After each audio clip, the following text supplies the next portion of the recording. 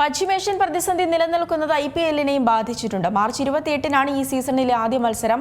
ഇത്തവണ വലിയ പ്രതിസന്ധികൾക്കിടയിലാണ് ക്രിക്കറ്റ് മാമാങ്കം നടക്കുന്നത്. മാത്രമല്ല, കളിക്കാരുടെ വരവിൽ മുതൽ താമസത്തിൽ വരെ ഈ യുദ്ധപ്രതിസന്ധി നിലനിൽക്കുകയാണ്. IPL 2026 ആരംഭിക്കാൻ ഇനി ദിവസങ്ങൾ മാത്രമാണ് ശേഷിക്കുന്നത്. മാർച്ച് 28-ന് റോയൽ ചലഞ്ചേഴ്സ് ബാംഗ്ലൂരും സൺറൈസേഴ്സ് ഹൈദരാബാദും തമ്മിലുള്ള പോരാട്ടത്തോടെയാണ് ഇത്തവണത്തെ IPL പൂരത്തിന് കൊടിയേറുന്നത്.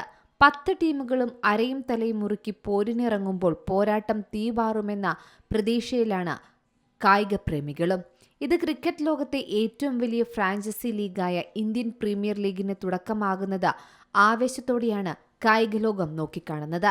ലോകത്തെ മുൻനിര താരങ്ങളെല്ലാം IPL-ന്റെ ഭാഗമായി എത്തും. ഇത്തവണ ഈ ക്രിക്കറ്റ് പൂരം നടക്കുന്നത് വലിയ പ്രതിസന്ധികൾക്കിടയിലാണ്. പശ്ചിമേഷ്യൻ പ്രതിസന്ധിയെ തുടർന്ന് മേഖലയിലാകെ അനിശ്ചിതത്വം നിലനിൽക്കുകയാണ്. ഇത് ശരിക്കും പറഞ്ഞാൽ IPL മത്സരത്തെയും ബാധിച്ചിട്ടുണ്ട്. ടീമുകളുടെ പ്രീ സീസൺ ഒരുക്കങ്ങളും സ്പോൺസർഷിപ്പുകളും ഗൾഫ് യുദ്ധം തടസ്സപ്പെടുത്തിയെന്നാണ് റിപ്പോർട്ടുകൾ. അതായത്, വിദേശ താരങ്ങളുടെ ഇന്ത്യയിലേക്കുള്ള വരവ് ഗൾഫ് രാജ്യങ്ങൾ വഴിയാണ് നടത്തുന്നത്. ഈ മേഖലകളിൽ നിന്നുള്ള വിമാന സർവീസുകൾ തടസ്സപ്പെട്ടത് ശരിക്കും പറഞ്ഞാൽ താരങ്ങളെയും ഒഫീഷ്യൽസിന്റെയും വരവിനെ ബാധിച്ചിരിക്കുകയാണ്. ഇത് കായിക താരങ്ങളുടെ മാനസികാരോഗ്യത്തെ തന്നെ ബാധിക്കുന്ന ഒന്ന് തന്നെയാണ്. പശ്ചിമേഷ്യൻ സംഘർഷം അതിരൂക്ഷമായി തുടരുന്നതുകൊണ്ട് തന്നെ കൂടുതൽ താരങ്ങൾ IPL-ൽ നിന്ന് വിട്ടുനിൽക്കാൻ തീരുമാനിച്ചാൽ അത് ലീഗിന്റെ ഗ്ലാമർ ഇടിയാനും കാരണമാകും. മാത്രമല്ല, IPL-ന്റെയും വിവിധ ടീമുകളുടെയും സ്പോൺസർഷിപ്പിൽ ഗൾഫ് കേന്ദ്രമായി പ്രവർത്തിക്കുന്ന നിരവധി കമ്പനികളുണ്ട്. ഈ കമ്പനികളെല്ലാം സാമ്പത്തികമായി വലിയ പ്രതിസന്ധിയിലൂടെയാണ് ഇപ്പോൾ കടന്നുപോകുന്നത്. ഇത് IPL-ന്റെ വിവിധ സ്പോൺസർഷിപ്പുകളെയും ബാധിക്കും.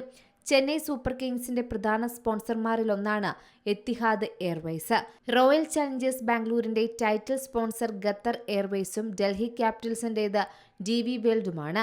ഇന്ത്യൻ പ്രീമിയർ ലീഗിൽ ഗൾഫ് കമ്പനികളുടെ സാന്നിധ്യവും എപ്പോഴും പ്രകടമായ ഒന്നു തന്നെയാണ്. എന്തായാലും വലിയ പ്രശ്നങ്ങൾക്കും പ്രതിസന്ധികൾക്കിടയിലാണ് ഇത്തവണ IPL പൂരം നടക്കുന്നത്. മാത്രമല്ല, കളിക്കാരുടെ വരവും താമസവും വലിയ പ്രശ്നം തന്നെയാണ് നേരിടുന്നത്. ഓരോ ടീമിലും കളിക്കാരും അവരുടെ കുടുംബാംഗങ്ങളുമടക്കം 120-ലേറെ പേർ സംഘത്തിലുണ്ടാവും. ഇവർക്കായി ഹോട്ടലുകളാണ് മുറികൾ എടുക്കാറുള്ളത്. എന്നാൽ പാചകവാതക പ്രതിസന്ധിയും മറ്റ് താമസ കാര്യത്തിലടക്കം പ്രതിസന്ധി ഉണ്ടാകാനുള്ള സാധ്യതയുമുണ്ട്. ഒട്ടുമിക്ക സ്റ്റേഡിയങ്ങളിലും രാത്രി മത്സരങ്ങൾക്കായി ജനറേറ്റർ പ്രവർത്തിക്കാൻ 10,000-കണക്കിന് ലിറ്റർ ഇന്ധനവും ആവശ്യമാണ്.